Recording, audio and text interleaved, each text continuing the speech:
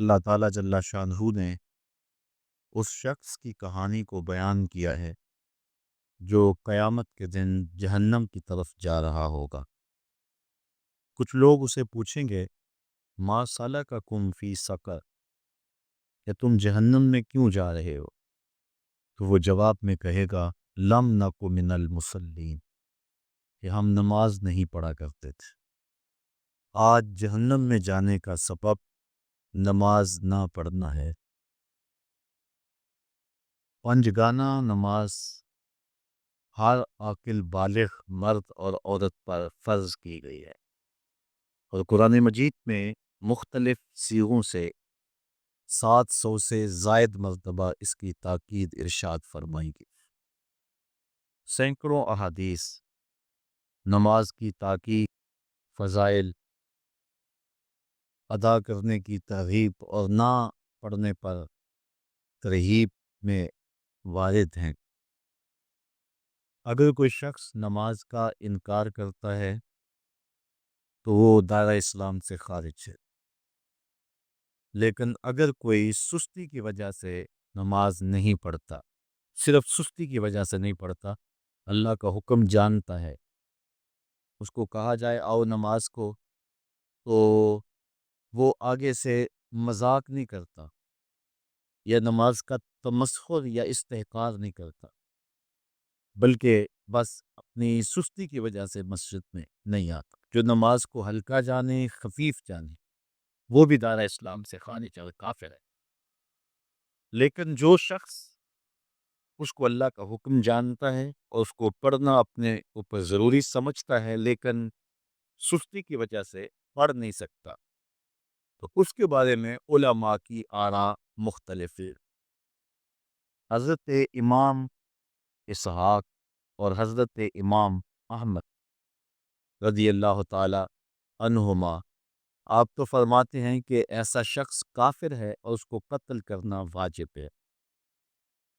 حضرت امام مالک کا قول ہے کہ، اور امام شافعی کا بھی یہی قول ہے، وہ بھی کہتے ہیں کہ اس کو قتل کیا جائے گا اور بطور حد قتل کیا جائے گا۔ حضرت امام اعظم امام ابو حنیفہ علیہ رحمہ آپ فرماتے ہیں کہ بے نمازی کو قتل نہیں کیا جائے گا، بلکہ اس پر تعزیر نافذ ہو۔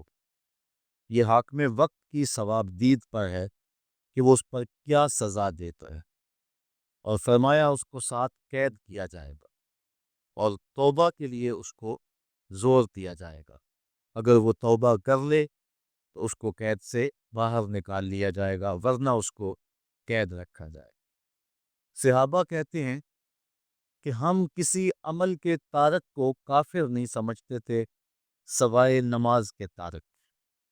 اور آقا کریم علیہ السلام کا ایک فرمان ہے من ترک الصلاۃ متعمدا فقد کفر جہارا، جس نے جان بوجھ کے نماز چھوڑی اس نے اعلانیہ کفر کیا۔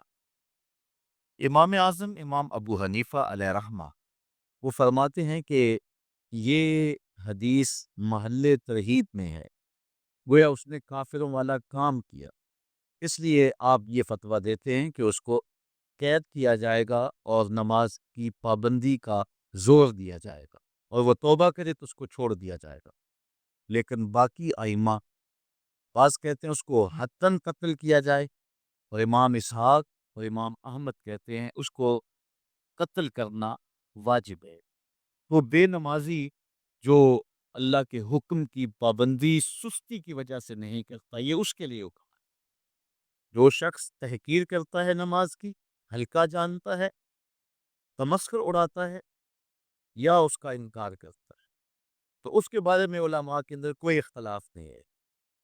وہ ائمہ اربعہ کے نزدیک کافر ہے، دائرہ اسلام سے خارج ہے، مرتد میں۔ لیکن سستی کی وجہ سے نماز نہ پڑھنے والا، اس کے بارے میں علماء کا یہ موقف ہے۔ حضرت غوث اعظم الشیخ سید عبد القادر جیلانی علیہ رحمہ آپ فرماتے ہیں کہ بے نمازی کو مسلمانوں کے قبرستان میں دفن نہ کر۔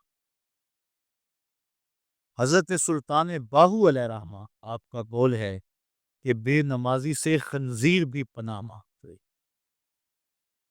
حضرت شیخ سعدی شیرازی فرماتے ہیں بے نمازی کو قرض نہ دو، جو اللہ کا قرضہ ادا نہیں کرتا تمہارا قرض کیسے لٹائے گا۔ اب آئیے ہم حضور علیہ السلام کے فرامین دیکھتے ہیں اس حوالے سے۔